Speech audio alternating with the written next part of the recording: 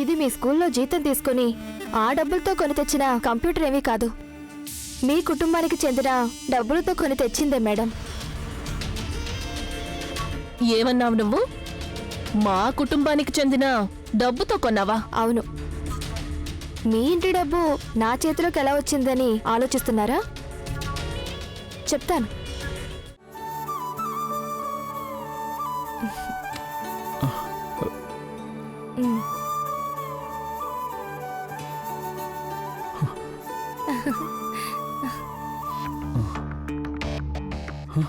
ఏంటి సార్?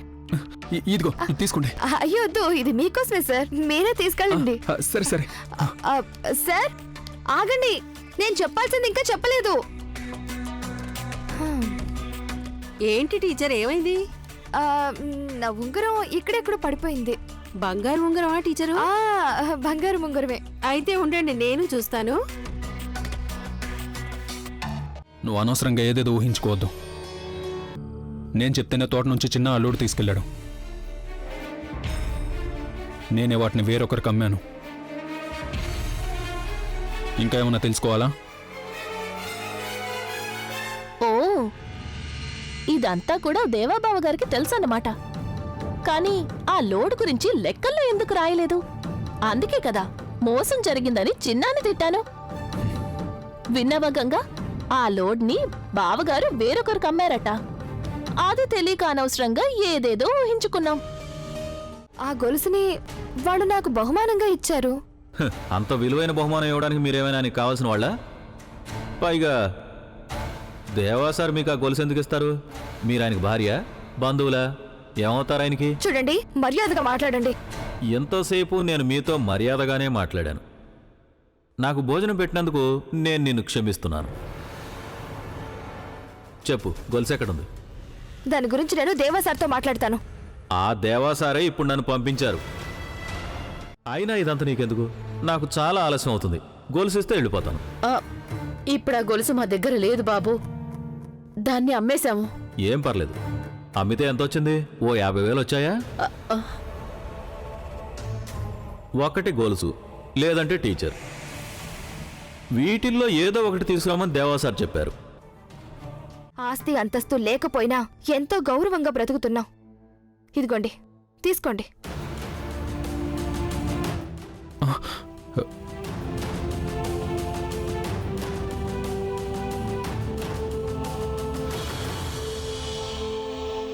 నేను మీకు డబ్బులు ఇచ్చేశాను. ఇప్పటినుంచి మీకు నేను ఒక్క రూపాయి కూడా బాకీ లేను. మా నాన్న మమ్మల్ని ప్రశాంతంగా బ్రతకనివ్వండి.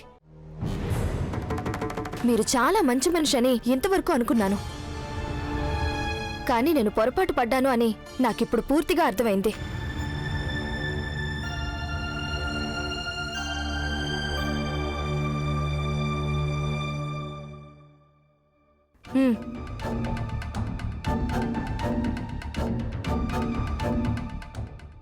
ఏంటి ఆలోచిస్తున్నారు?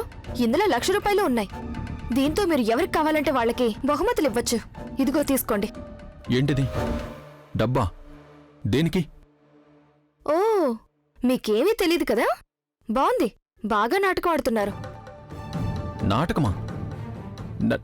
నాకేం అర్థం కావట్లేదు. మీకు అర్థం కాలేదంటే నమ్మాలా? డబ్బు కావాలని ఇంటి మీదకి మనుషుల్ని పంపించినప్పుడు ఏమనుకున్నారు?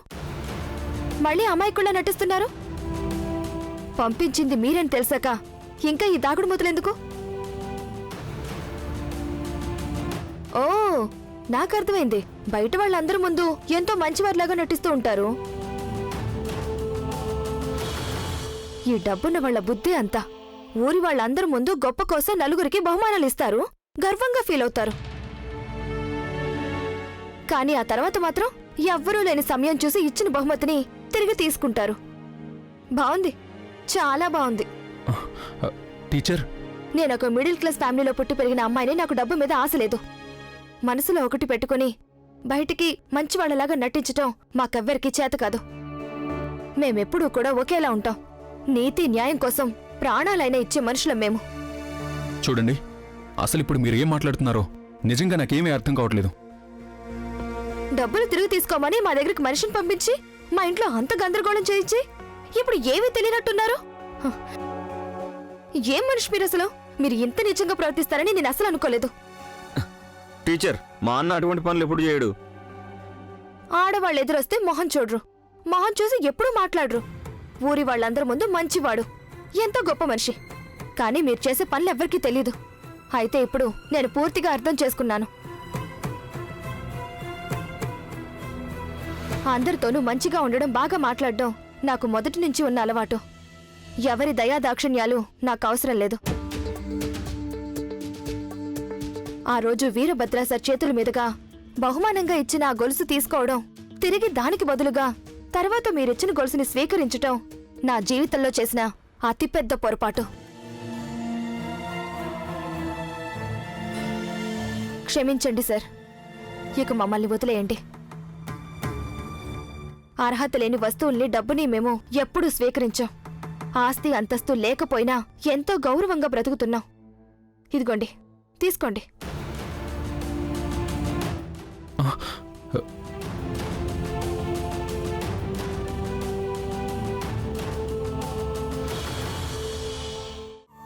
నిన్ననే నేను మీ ఇంటికి వచ్చి అన్ని విషయాలు క్లియర్ చేశాను కదా, ఇంకా నాతో ఏం మాట్లాడాలి? నేను మిమ్మల్ని ఎన్నో మాటలు అన్నాను, తిట్టాను కూడా. దానికి బాధగా ఉంది. ఇంకా దాని గురించి ఎందుకు చెప్పండి.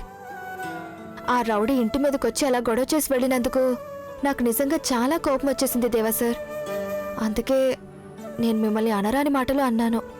దయచేసి మీరు నన్ను క్షమించండి ప్లీజ్. ఎందుకు ఆపుతావు పెళ్ళి? ఎందుకంటే రాహుల్ ఆస్తి నాది. రాహుల్ ఆస్తి నీదెలా అవుతుంది? నీకేం హక్కుంది? నాకే హక్కుంది. రాహుల్తో తిరిగింది నేను, ఫ్రెండ్షిప్ చేసింది నేను, కలుసున్నది నేను, రాహుల్తో కడుపు తెచ్చుకుంది నేను.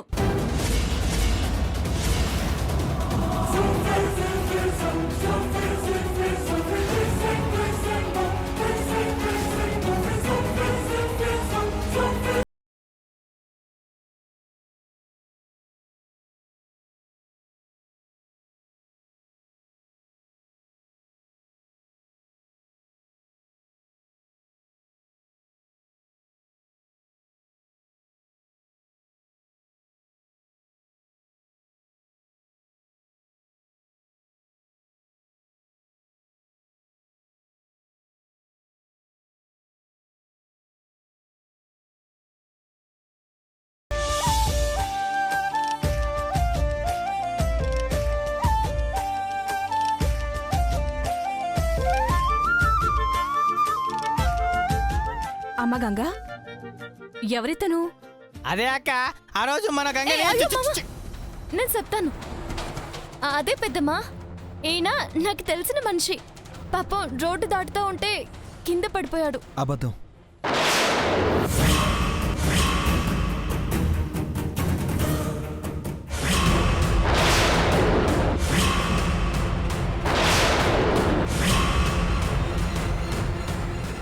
కాసేపట్లో కేక్ కట్ చేయబోతున్నారు కదా, స్ట్రైట్ గా మంగన్ చూడు.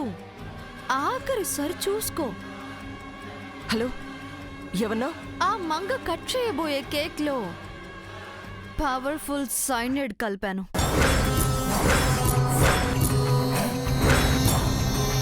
కేక్ నోట్లో పెట్టుకున్న మరుక్షణం సైనైడ్ బ్లడ్ లో కలిసిపోతుంది.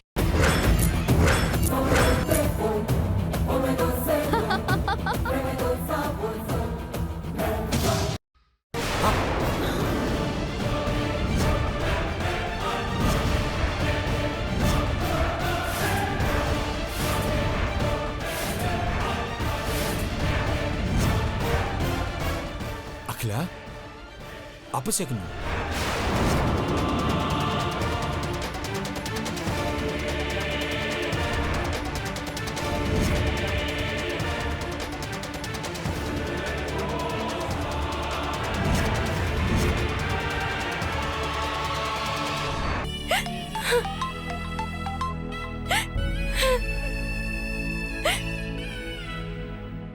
హలో వసు, వసు, నాకు మాట వచ్చిందమ్మా.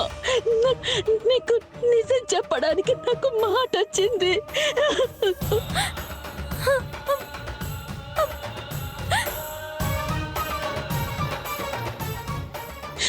వసు వసు వంశీ వెతుకుతున్న అమ్మాయి ఎవరో కాదు. పరువుకి ప్రాణం పెట్టే మిమ్మల్ని ఇంత దారుణంగా మోసం చేస్తారనుకోలేదు. అసలు మన వంశాంకురమే కాని పాపం తెచ్చి రాజా రావ్ బహదూర్ గారి ముని మనవరాలని లోకానికి పరిచయం చేసేలా చేశారు. వాళ్ళు చెప్పింది నిజమనుకుని మీ అమాయకత్వంతో కోట్ల ఆస్తిని మనది కాని బిడ్డ పేరు మీద రాశారు.